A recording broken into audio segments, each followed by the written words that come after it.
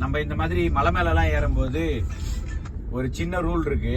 என்னன்னா, இப்போ இந்த மாதிரி அப்கமிங் வெஹிக்கிள் வருது அப்படின்னா கீழே இறங்குறவங்க தான் வந்து ஸ்லோ பண்ணி போறவங்களுக்கு வழி விடணும்.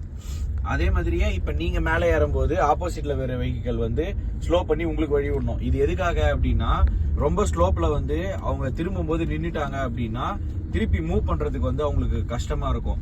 இப்ப நீங்க வந்து டவுன் ஹில்ல போகும்போது நிறுத்திட்டு உங்களால ஈஸியா வந்து முன்னாடி ஃபார்வர்ட் பண்ணி போக முடியும். அதனால எப்பயுமே ஆப்போசிட்ல வர வண்டி வந்து அப்கீழ்ல வருது அப்படின்னா நீங்க கொஞ்சம் ஸ்லோ பண்ணி நின்று அவங்களுக்கு வழி விட்டுட்டு விடுங்க.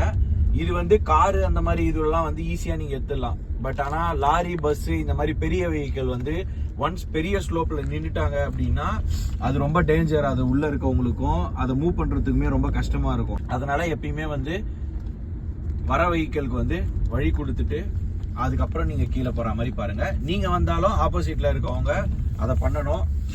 ஒன்ஸ் நீங்க எல்லாரும் பண்ண ஆரம்பிச்சீங்கன்னா எல்லாருக்குமே சேஃபா டிரைவ் பண்றதுக்கான ஆப்பர்ச்சுனிட்டி வந்து கிரியேட் ஆகும்.